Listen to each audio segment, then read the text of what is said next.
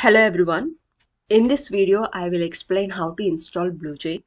Installing BlueJ is fairly simple and one-step process. First, open any browser of your choice. Type BlueJ, enter. Click on this link. Scroll down. So here you will notice the latest version. Choose the right operating system and click on the icon to begin the downloading process. Here I am choosing Windows. This one requires 64-bit Windows. In case if you are using older systems with 32-bit, then you have to download a different file. If we scroll down, here you notice an option for 32-bit operating system. In case your operating system is 32-bit, this is the file you have to choose. Most of the modern operating system that we are using today are 64-bit unless if you are using an old system. In case if you are not sure whether your system is 32-bit or 64-bit, don't worry, you can find that information under the system information. Go to the search bar, type system information.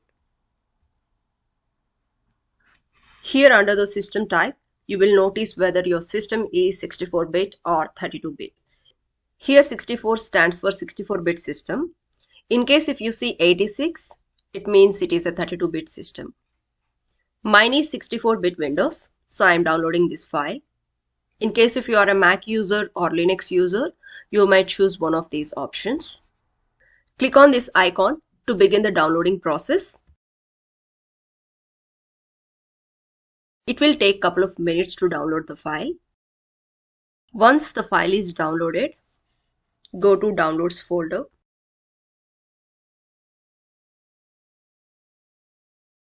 Double-click on this file to begin the installation process. Click on Next, Next, Next, Next, Install.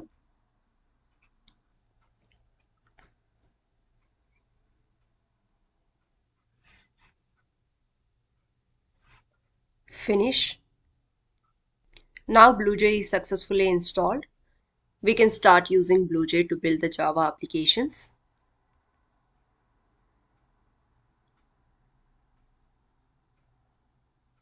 This is how BlueJ looks like once you install the software. Now let's see how to create a project, and let's write a small application to display Hello World on the screen. So go to Projects to create a new project. New project. Choose the name for your project, and your project will be saved under this location. In case if you want to change the location, you can choose a custom location by choosing this option. Click OK. So now a new project called Demo is created. Here you see a text file that gives a basic information about your project. Now let's create a new class. Class name Hello World. Okay. So now a new class is created. So click on this class to see the source code. Here you notice some documentational comments, and it comes with some junk code which I don't want. I want to create my custom code. So delete everything. So now all that we have is a class. Let's create a main method and a simple statement to display Hello World on the screen. In between these parentheses, let's create a main method. Once you're done with the coding, now compile the code to see any compile time errors.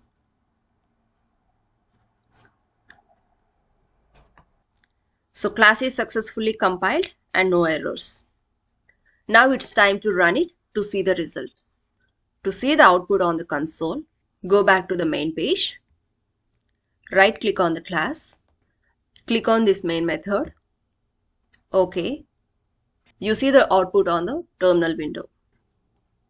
Thank you for watching.